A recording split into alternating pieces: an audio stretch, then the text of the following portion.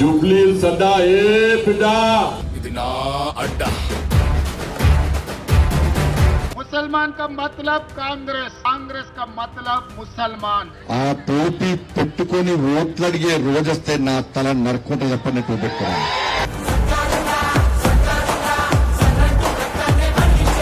నమస్తే, నేను Yashoda. Welcome to Pallavi TV.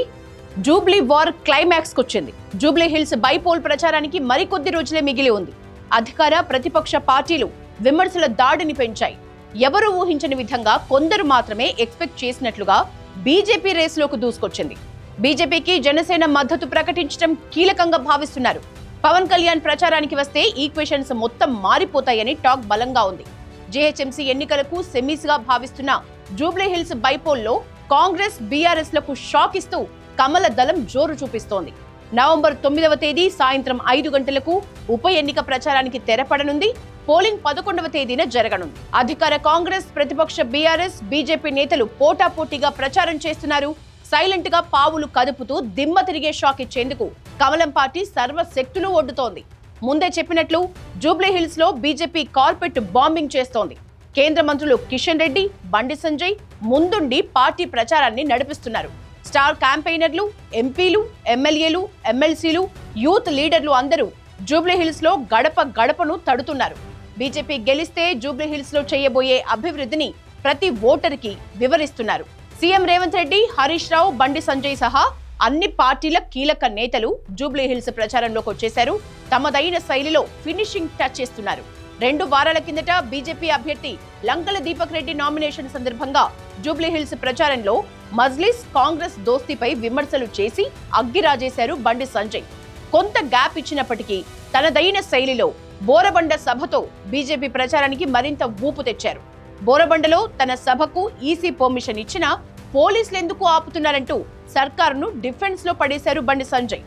అటు కేటీఆర్ కు తనదైన శైలిలో కౌంటర్ ఇచ్చారు. ఖబరస్థాన్ కి స్థలం కేటాయింపును సమర్థించిన కేటీఆర్ పెద్దమ్మ గుడి నిర్మించాలన్న జనం డిమాండ్ను వెటకారం చేస్తూ మాట్లాడటాన్ని బండి సంజయ్ తీవ్రంగా తప్పుపట్టారు. పాకిస్తాన్ కి సపోర్టుగా సీఎం రేవంత్ చేసిన వ్యాఖ్యలపైన తీవ్ర స్థాయిలో ఫైర్ అయ్యారు బండి సంజయ్. ఇలా ఎంఏ పార్టీ ఇలా తోబుట్టుతుందన్న. ఇలా ఎంఏ పార్టీ ఏమంటుంది? అన్న వేడు అన్న కాంగ్రెస్ పార్టీ అట, తమ్ముడేమో బీఆర్ఎస్ పార్టీ అట. అన్న వేడు అన్న వైకి రేవంత్ రెడ్డి కలిసిడు. అన్న అన్న అన్న మా తమ్ముడిని కేసీఆర్ పిలిచిందట. 200 కోట్లు ఇస్తానన్న బీఆర్ఎస్ పార్టీ సపోర్ట్ చేస్తే మరి నువ్వేమి ఇస్తావన్నంటే నేను దోశ కవడిస్తా అని చెప్పి అన్న వైకి రేవంత్ రెడ్డి సంకలనం వచ్చిడు. ఇక తమ్ముడు కేసీఆర్ దగ్గరికి పోయాడు. KCR sir uncle uncle uncle ఇంక అంకుల్ అవుతాడు. అంకుల్ అంకుల్ అంకుల్ మా అన్నవై రేవంత్ రెడ్డి కలిసిడు. 200 కోట్లు ఇస్తాడ. వాడిచ్చింది నేను ఇస్తా అని చెప్పి ఈడ దోశ కరోడ్, ఆడ దోశ కరోడ్. మాగంటి గోపినాథ్ వాళ్ళ తల్లి వీడియో చూసారా? ఇలా వాళ్ళ తల్లి వచ్చి చెప్తున్నది కదా, నా కొడుకు చావుకు కారణం ఎవరు? కేటీఆర్ అట. కేటీఆరే నా చావుకు, నా కొడుకు చావు కారణం కేటీఆరే అని చెప్పి తల్లి చెప్తున్నది. నాకు కూడా అనుమానం ఉన్నది. ఏమనుమానం? ఆమె విచారణ చెప్పాలి. అమెరికా పోయొచ్చేదానికే శవాన్ని వెంటిలేటర్ పెట్టి అట్నే పెట్టిండా, లేకుంటే సాటుకు పోయి వెంటిలేటర్ తీసిండా? నాకైతే అనుమానం ఉన్నది. రేవంత్ రెడ్డి నీకు రోషం, పౌరుషం, నువ్వు తోపు పెట్టుకున్నా నీకు తురుకున్న పాకిస్తాన్ రక్తం నీకు పౌరుషం. రేవంత్ రెడ్డి గ్రేట్గా ఫీల్ అవుతాడు. నా దాంట్లో అంటే ప్రవహిస్తే నువ్వు వెంటనే విచారణ జరుపు. ఈ ట్విట్టర్, టెలిగ్రామ్ తీసుకపోయి లోపలి 3rd డిగ్రీ చేసి కొట్టు. అప్పుడు విషయం బయటకు వస్తుంది. ఇవాళ మనం మీటింగ్ పెట్టుకుంటే పర్మిషన్ క్యాన్సిల్ చేసారు. మీటింగ్ పెట్టుకోదట ఇచ్చిండ్రు, క్యాన్సిల్ చేసారు. ఇచ్చిండ్రు, క్యాన్సిల్ చేశారు. నేను చెప్పిన నీ పర్మిషన్ తీసుకొని సంకలం పెట్టుకో, ఇంకెక్కడైనా పెట్టుకో. అరే పాత బస్తీకి పోయి భాగ్యలక్ష్మి గుడి దగ్గర మీటింగ్ పెట్టిన పార్టీ భారతీయ జనతా పార్టీ. బోరబండ మాది, జూబ్లీహిల్స్ మాది. పక్కా వస్తా, వచ్చి తింటా. నీ పర్మిషన్లు గిర్మిషన్లు జంటనై భారత్ మాతాకి జై, జై శ్రీరామాని గర్జిస్తాం, గాంధిస్తాం. ఈ జూబ్లీహిల్స్ గడ్డ మీద ఆ కాషాపు జెండాను రెప్పరెప్పలు ఆలిస్తామని చెప్పి వచ్చినా మీకు ఏం నొప్పని నాకు అర్థం కాలే. కాంగ్రెస్ వాళ్ళకు భయం ఏంటంటే అలా తురుకోలకు జోకులు మొదలుపెట్టిరన్న, టోపీ పెట్టుకుని మొదలుపెట్టారు, పాకిస్తాన్ అని జోకులు మొదలు పెట్టారు. నాకు గుర్తొస్తున్నా, ఎందుకంటే నాకైతే అనవట్లేదన్న. అన్న, నేను నా ధర్మాన్ని కాపాడుతున్నా, హిందూ సమాజాన్ని సంఘటితం చేయడానికి కష్టపడుతున్నా, హిందూ ఓట్ బ్యాంక్ తయారు చేయడానికి కష్టపడుతున్నా, ఇంకో మతాన్ని కించపరచానా. ఆ టోపీ పెట్టుకొని ఓట్లు అడిగే రోజు వస్తే నా తల నరుక్కుంటా చెప్పండి టోపీ పెట్టుకున్నాను.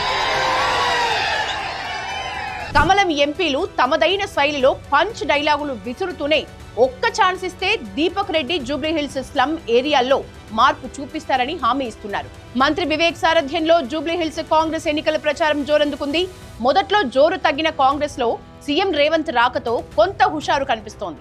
అయితే ముస్లిం ఓట్లకు గాలం వేసేందుకు సీఎం రేవంత్ చేస్తున్న ప్రకటనలపై కొంత వ్యతిరేకత వ్యక్తమవుతోంది. పాకిస్తాన్కి భారత్ వెన్ను చూపించిందంటూ కేంద్రంపై సీఎం రేవంత్ చేసిన నిందలు కాంగ్రెస్ కు బూమరాంగ్ అవుతాయని విశ్లేషకులు భావిస్తున్నారు. కాంగ్రెస్ అంటే ముస్లింలు, ముస్లింలంటే కాంగ్రెస్ అంటూ సీఎం రేవంత్ చేసిన కామెంట్లు కూడా ఆ పార్టీపై హిందూ ఓటరు వర్గంలో వ్యతిరేకత పెంచవచ్చనే అభిప్రాయాలు వ్యక్తమవుతున్నాయి.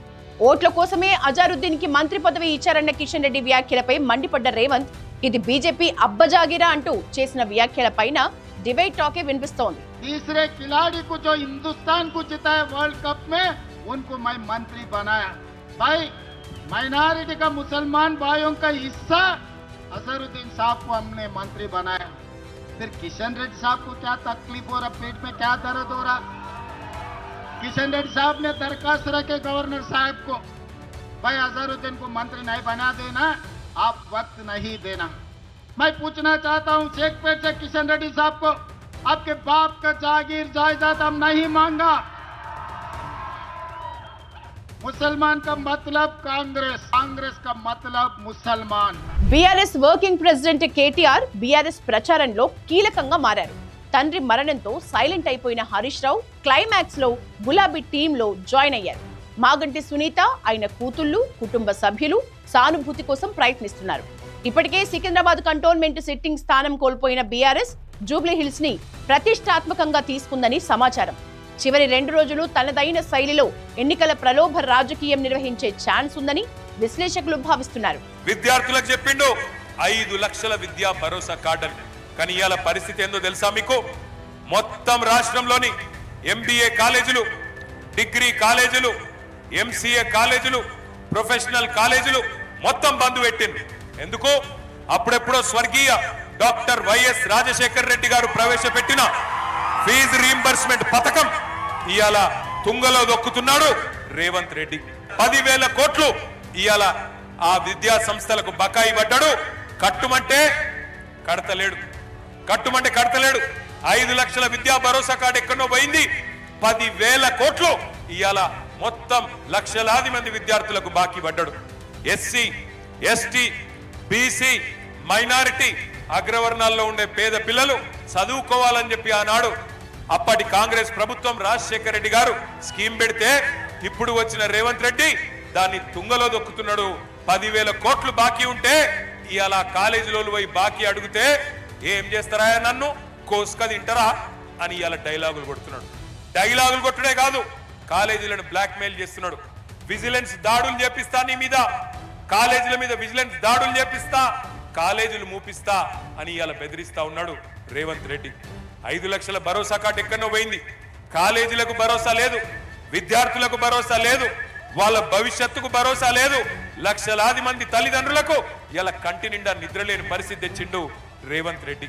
అటు సీఎం రేవంత్, ఇటు కేటీఆర్ తమ ప్రచారంలో బీజేపీనే ఎక్కువగా ఫోకస్ చేస్తున్నారు.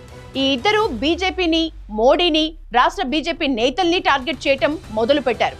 ఇది పెరిగిన బీజేపీ బలాన్ని, కమలం గ్రాఫ్ ని చెప్పకనే చెప్తోందని విశ్లేషకులు భావిస్తున్నారు. ఇప్పటికే కాంగ్రెస్, బీఆర్ఎస్ లకు అనేక మార్లు అవకాశం ఇచ్చిన జూబ్లీహిల్స్ ఓటర్ మార్పు కోసం చూస్తున్నాడన్న టాక్ అయితే ఎక్కువగా వినిపిస్తోంది.